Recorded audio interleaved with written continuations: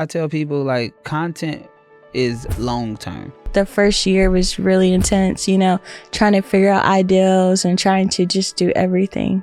But the biggest thing is don't give up or don't look at somebody else's success.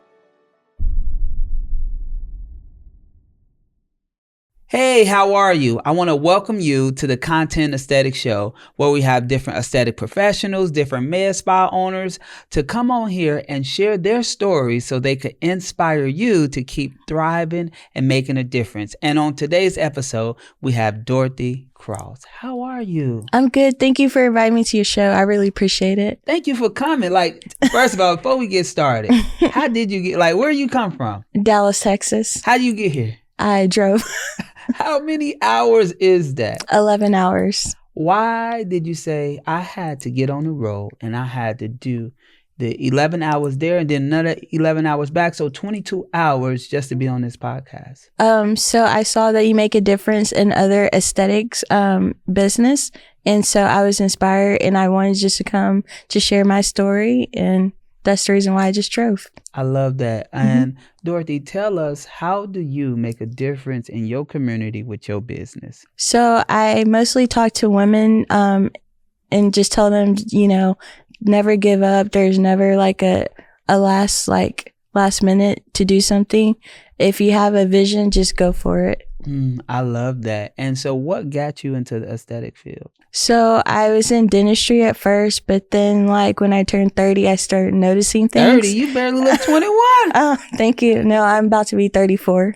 Okay. So I just wanted to start taking care of myself and inspire women. You can have it all. You can be a wife, you can be like a friend. Just take care of yourself. That's big. And so what was that transition like from dentistry to aesthetics? It was a big difference only because I've done with teeth for 12 years. Yeah. So then I had to learn how to do different medicine and how to inject. So it was pretty different. So did you have to give it all up and just start from zero? As far as aesthetics, your business. I had start from the ground up. Absolutely. How was that for you? Did you have to go work under somebody else? What was that like? So I had to take extraneous training, and I had the nurse that works with me. She's the one that trained me on how to do aesthetics, and so I fell in love with it, and I just keep doing it. Okay, I love it. And you had your practice for 3 years now? Yes. 3 years.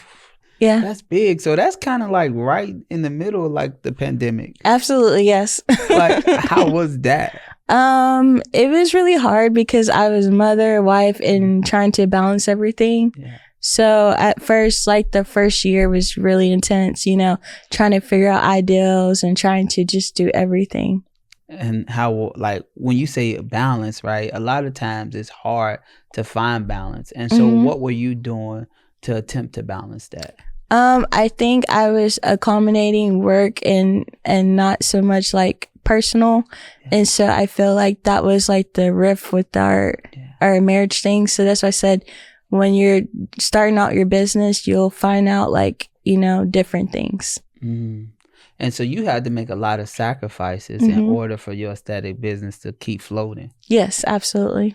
How was that for you mentally? Mentally, I would say turning 30, everything started falling apart, health and everything. So I feel just starting off was really stressful. And so how old is your kids? My kid is 14. 14? What? Yes, absolutely. At least your kid right now gets to grow with you. Absolutely. I got a 5-year-old and a 3-year-old. Yes. So I'm I'm just in the 30 club myself. So I'm this gonna be a roller coaster. Yeah, no, my son grew up with me, and he's in high school, and he comes to the job sometimes, so he's used to me injecting people. How was that for you as a mother entrepreneur to see your son watching everything that you do? He wants to be an entrepreneur too. He just doesn't know what exactly he wants to do. Yeah. And I'm whatever you decide, I'll support you.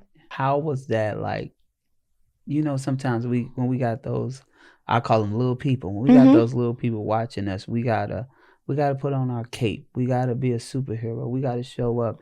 We can't allow them to see us weak at times, right? So how is Yes. that for you as a mother watching your teenage? So now, as a teenager, they see everything. So, Absolutely.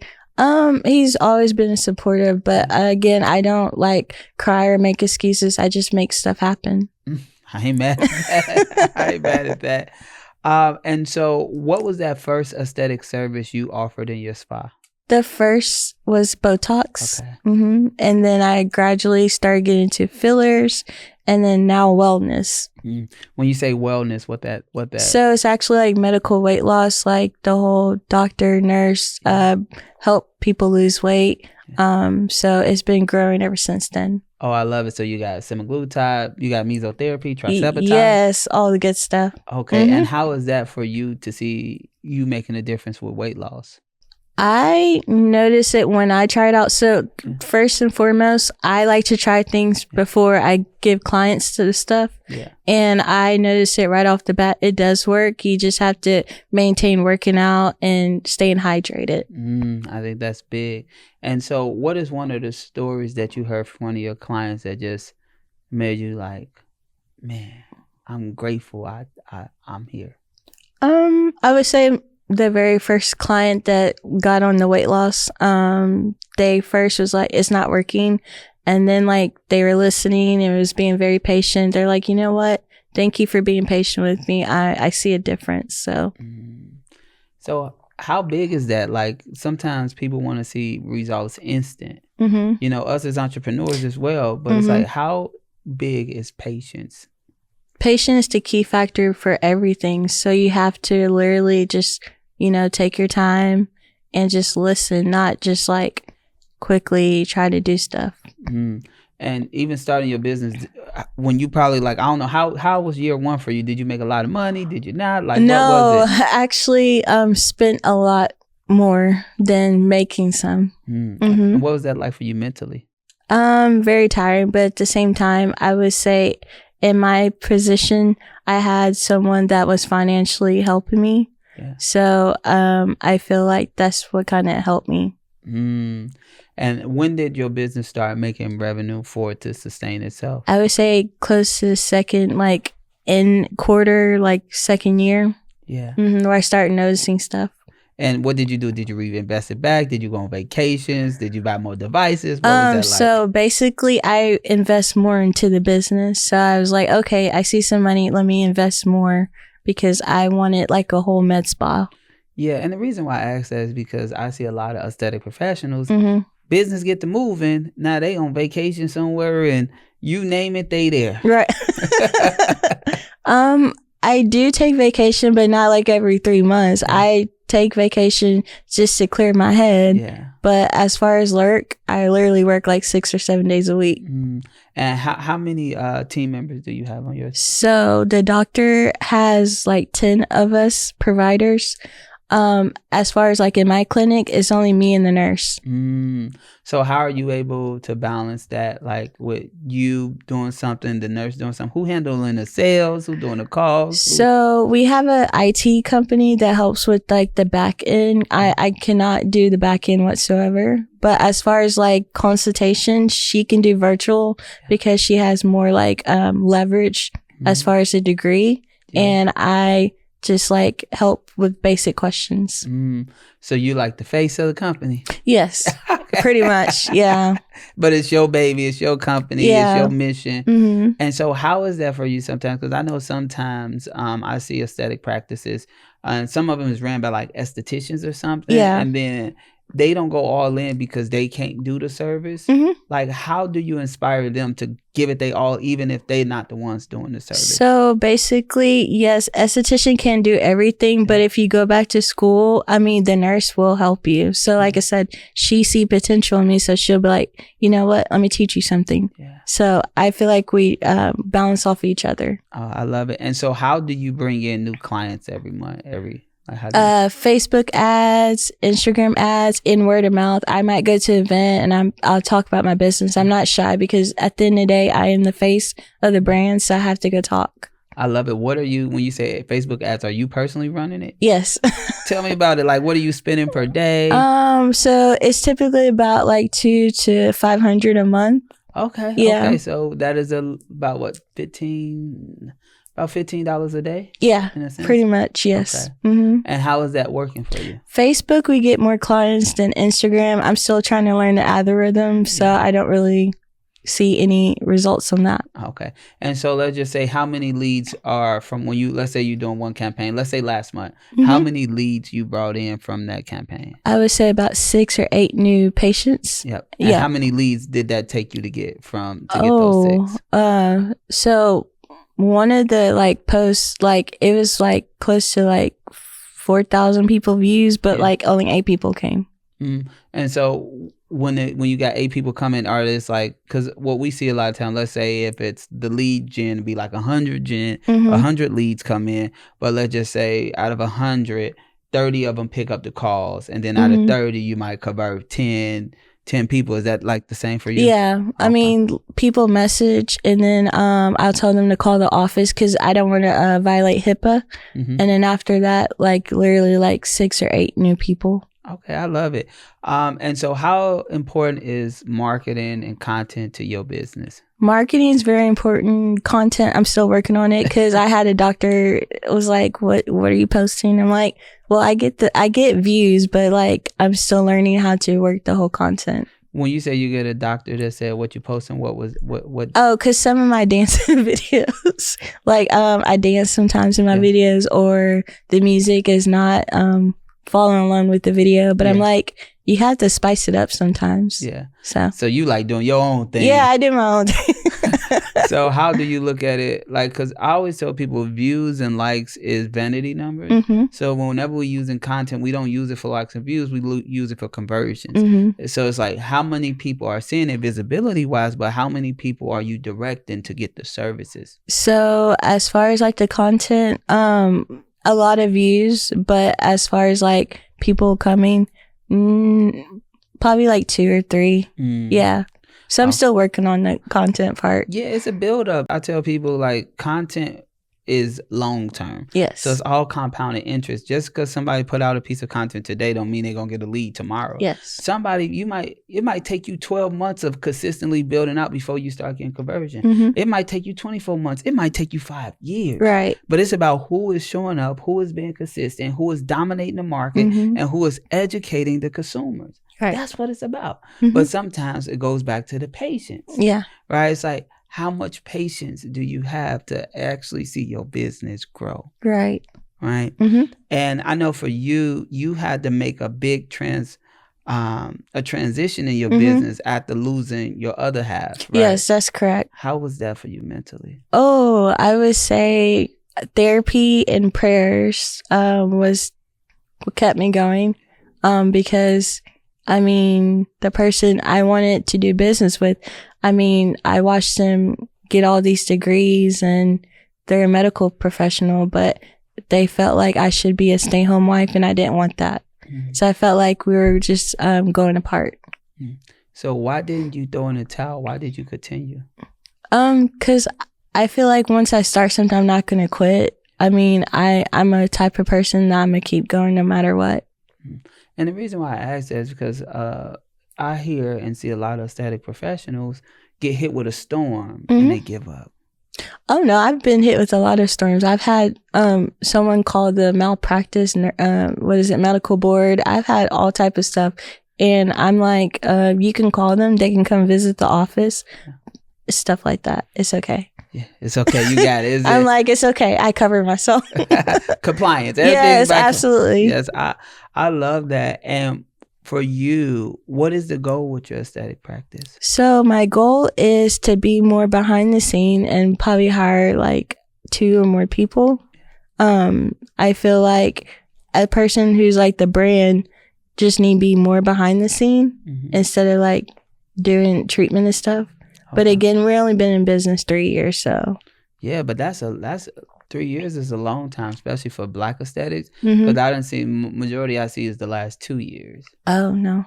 Like they come like after the pandemic, but then it's like, did you have to balance like two different things, like the practice plus a job as well? Or? Yeah, I did when I first started, yes. And then I went full time on my third year. Like when I really noticed like revenue, then I was like, I'm just going to do this full time.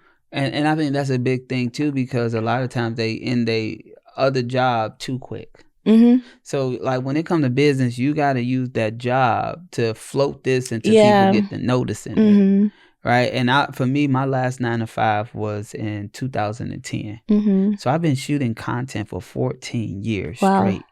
So when it comes to entrepreneurs, I tell people all the time, I done been up, I done been down, I done been up, I done been down. It is a roller coaster. Absolutely. But the biggest thing is don't give up. Absolutely. Or don't look at somebody else's success and be like, why it's not mine? Because what happens is social media sometimes could trick us. We look at their success, we be like, oh, we want that. But we don't know if they sinking. We don't know if they drowning. We don't know if it's real, fake. But it's like you overlooking your blessings. Absolutely. You overlooking what God brought into your world, right? And so I think just being grateful and not giving up, I think is the biggest thing. Because you probably see how many people you helping with your practice. Like they come in, you rebuilding their confidence, their self-esteem, how they look, their health. And I think that is leadership. Yeah. So. I mean, I look at like this quality over quantity, because you can do like, quick McDonald's, In-N-Out, whatever, but one bad review can mess it up for you. So I'd rather just do quality. Yes, and that's a big thing. Quality over quantity. Yeah. Go all in. Give it your all. Keep learning. And I want you to look at this camera, and I want you to say something to inspire a aesthetic professional to keep going. So I would just say, no matter how things get hard sometimes, you need to have a mustard seed of faith just to keep going. Sometimes, yes, it does get difficult. Sometimes it does get overwhelming. But if you have support, if you have a mentor, if you have like positive people, it would definitely get better at the end. You'll see the rainbow at the end. I love that. And Dorothy, if you can put light on one of your superpowers, what would it be and why? Read people's mind. And the reason why I say that is because a lot of people smile, but you don't know what they're going through. Yes, I love that. That's real big, because you don't. And so if you was to read their mind, how would you help them with their problems? You just try to find a solution. I mean, we all have problems. But if you look at a solution and try to figure out something, then you'll get there. I love it. Dorothy, I really want to thank you. Like, you could have made any excuses to not show up today. But you said, no, I'm going to get on this road. I'm going to believe in my business to a whole nother level. I'm going to invest 22 hours on the road. So I can have a message to impact and inspire others. And I think that takes a lot of commitment, a lot of courage. But listening to your story, I can tell that's nothing new to you. No. Especially raising your son, growing your business, not allowing nothing to stop you. I think is really, really big. And I just want to let you know I'm proud of you. Thank you so much. I appreciate it. I appreciate you. I want to thank you for tuning in to the Content Aesthetic Show. And no matter what's going on in your life, do not give up. Just continue to fight. The only time you lose the fight is if you give up or throw in the towel. But don't do that. Your aesthetic practice is the key to helping and serving so many people. But the person who holds the key is you. And so you can determine if it's going to unlock or lock. So keep chasing your dreams. Have courage. Be like Dorothy on this episode. If you got to get on the road, get on the road. Do the 22 hours, because you never know what can happen from your sacrifices and for your courage to believe in yourself. I'm Dontel Antonio, and I want to thank you for tuning in to the Content Aesthetic Show.